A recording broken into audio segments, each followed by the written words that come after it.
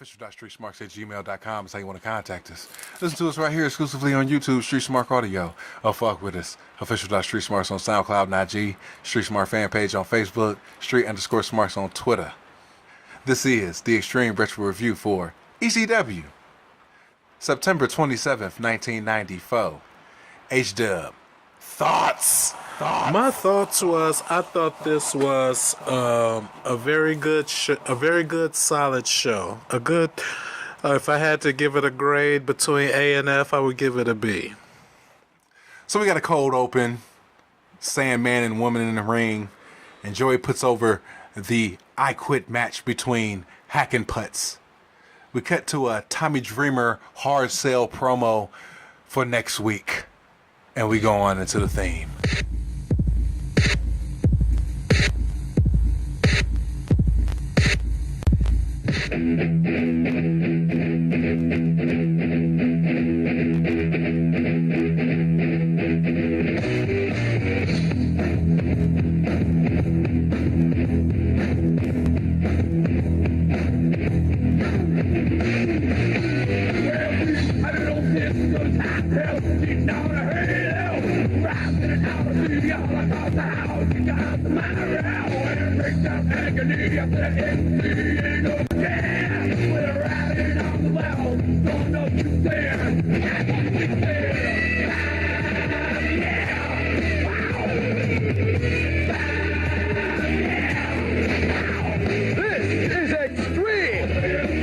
So we got a match. Battle of the Hacks. Sandman versus Hack Meyers. Sandman's out with a woman. The character is looking mighty fine with the cane in her hand. No. Sandman stall with Nancy. He ushers her out of the ring after they circle the ring, get into the ring, pose in the ring, and then he walks her out the ring. I said this should be quick and terrible. It's a back and forth match. The crowd is into both guys. The Shaw punches get cut off. Shaw with some quick shine. Hack, he soaks in the cheers. Hack with the cane to the face for the dub. 1 star. HW, your thoughts? That was a good squash for the, not really a squash, but you knew Sandman was going to win and shit, so it was a nice match so Hack could get a little bit of shine and shit. Sandman still get the win and get the dirty win and shit. So I thought with the people involved and for what happened and shit, it was executed pretty well and pretty decent. I gave it 1 star. There's a replay of the Dreamer match from last week and the subsequent beating. We have September 30th and October 1st bumper to go to the commercial. We got Too Cold Scorpio with a hideous promo. Set the whoop, there it is. And more about his flip-flops and flies. Shit like that. He says whoop, there it is twice. And it's on like a pot of neck bones, don't forget. Moving on.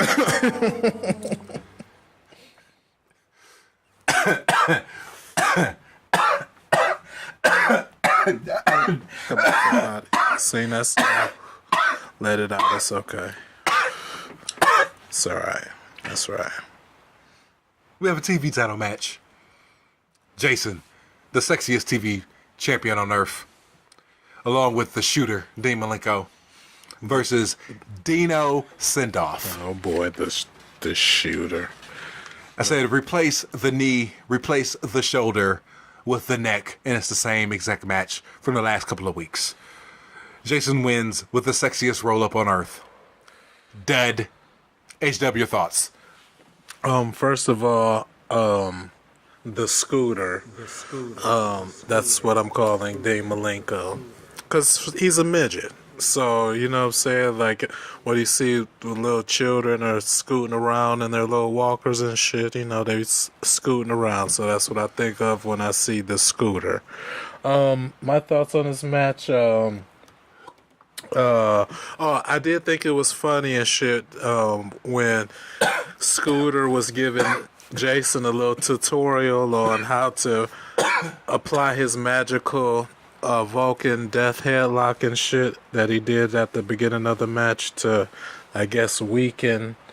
What was dude's name that he fought? Dino Sendoff. Dino Sendoff. That's, yeah. So the Shooter comes back in the ring and he applies Professor Boris Malenko's bottle cap hold in a tutorial, as my co-conspirator said.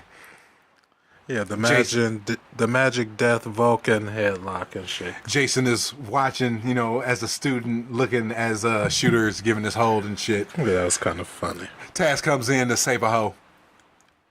Shooter and Taz square off. Shooter with the immediate arm bar. Taz counters into another arm breaker. The sexiest man on earth tries to get Taz to release the hold. The Goof Troop comes in for the pull apart. Taz and Shooter roll around. Taz stands up and suplexes devious Donnie Allen. He suplexes Canyon. Yeah. The giant Paul Loria and Storm and Norman get dumped.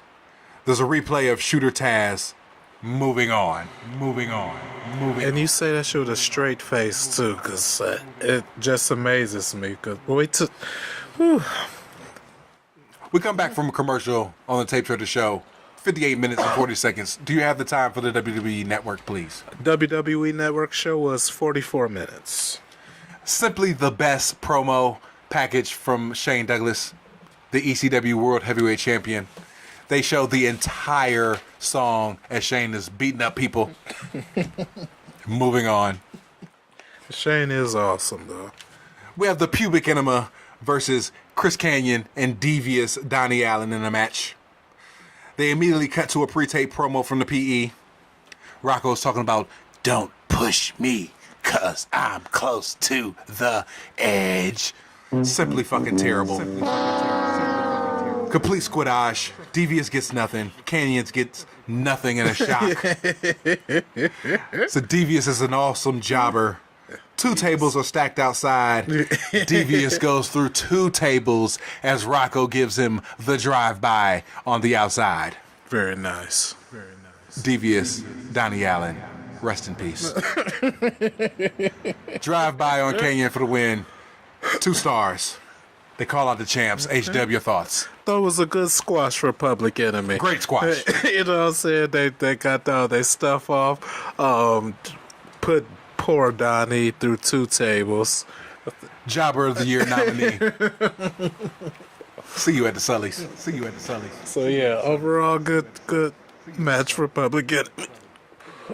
Sing that song. I'm talking about. So Public Enemy call out the champs. Cactus Jack comes out. He's dragging Mikey Whipwreck. Jack says Mikey doesn't have to fight. He doesn't have to get involved. He will let Mikey go to the back.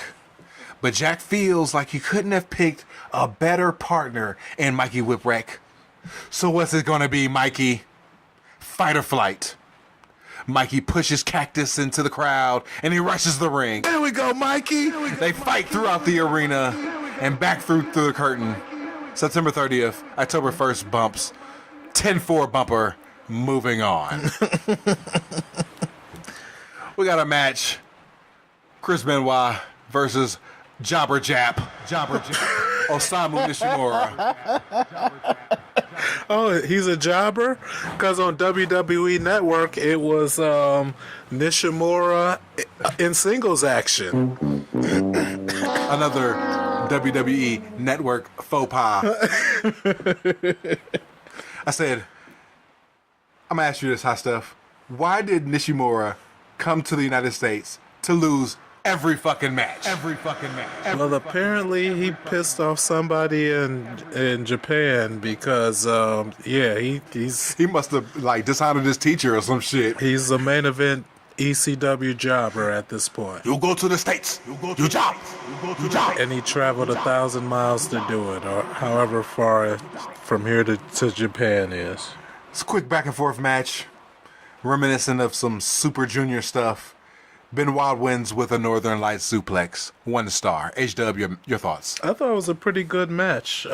Complete squidash. Freaking Jap boy, you know what I'm saying? He didn't look too bad in defeat and shit. I thought His tights are terrible.